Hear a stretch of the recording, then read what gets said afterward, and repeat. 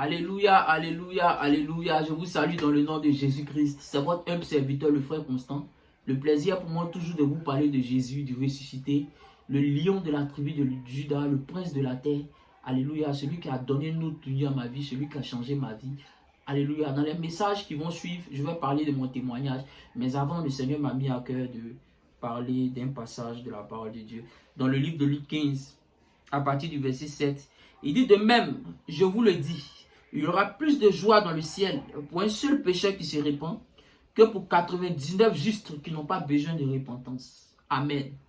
Le Seigneur nous fait comprendre clairement dans la parole de Dieu que ce qui lui donne la joie, lui Dieu et ses anges et son conseil, ce n'est pas tes belles voitures, ce n'est pas ton compte en banque, ce n'est pas ta belle femme.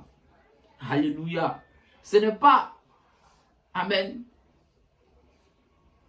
les précieux bijoux que tu as. Ce qui donne la joie au Seigneur, ce qui fait qu'il est réjoui, c'est lorsqu'un pécheur décide de se répandre. C'est lorsqu'il quelqu'un qui vit dans la vie des débauches décide d'appartenir au royaume de la lumière. C'est lorsque quelqu'un qui est dans une vie de prostitution, qui est dans une vie d'alcool, qui est dans une vie de dépravation, décide de changer de vie. Le Seigneur nous fait comprendre clairement, lui Dieu, il a la joie dans le cœur. Il est content. Il y a la fête dans le ciel. Le concert céleste est en joie. Bien-aimés frères et sœurs. Et quand Dieu est en joie, qu'est-ce qui coule? La pluie coule. Quand Dieu est en joie, la bénédiction coule. Quand Dieu est en joie, amen, il y a la vie qui coule. Il y a les activités qui prospèrent. Amen. Il y a la bénédiction dans tous les domaines. Amen. C'est ce qui va donner la joie au Seigneur Jésus-Christ. Examine ta vie. Est-ce que Dieu est en joie contre ta vie? Est-ce qu'actuellement, au moment où je parle, Dieu est en joie contre ta vie? Si Dieu n'est pas en joie contre ta vie, tout simplement cherche à te répondre. Se répondre, c'est tout simple. Se répondre, c'est de reconnaître que je suis dans l'erreur et d'abandonner mon péché et de décider de suivre celui-là même qui est le créateur de toutes choses, Jésus-Christ de Nazareth. Amen. Je prends un exemple dans la Bible, la Bible parle de l'enfant prodige. La Bible déclare qu'un homme avait 2 fils et voici que le plus petit décide un jour de réclamer ses biens, de réclamer son héritage. Alors le Seigneur, alors le père, qu'est-ce qu'il va faire? Il va donner l'héritage à son fils, le plus petit. Et le plus petit, la Bible dit qu'il va partir d'un pays éloigné. Il va aller vivre dans la débauche. Il va aller dissiper ses biens. Il va aller faire n'importe quoi. Et voici que l'argent va finir. Tellement l'argent va finir et une famine va subvenir dans ce pays. Et qu'est-ce qui va se passer? Tellement ça sera difficile sur lui. Il va vouloir manger la nourriture des porcs. Alors, il va se dire lui-même, dès maintenant, mon Seigneur a beaucoup d'argent, mon Père a beaucoup d'argent, mon Père a les moyens. Qu'est-ce qu'il va faire si je repars chez mon Père pour m'humilier, pour me repentir? Alléluia. Pour lui dire que j'ai péché contre toi, papa, et j'ai péché contre le ciel.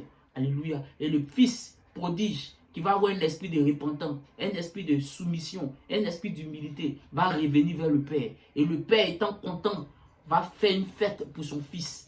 Va faire une fête et ils vont fêter. Et c'est ainsi que le fils va revenir à la maison. Et voilà ce qui se passe. Lorsque nous faisons des conneries, lorsque nous sommes dans la ville, nous faisons des conneries, lorsque nous faisons des bêtises, lorsque nous détruisons nos corps, lorsque nous faisons n'importe quoi avec le corps que le Seigneur nous a donné, le Seigneur en peine. Mais lorsque nous décidons de revenir, c'est la joie, c'est la fête, c'est la gaieté. Amen. C'est les célébrations dans le ciel. Voilà ce qui met la joie de Dieu dans le ciel. Frères et sœurs, je t'encourage à réjouir le cœur de Dieu. Et quand le cœur de Dieu est réjoui, frères et sœurs, sache que les choses qui t'arrivent sont extraordinaires.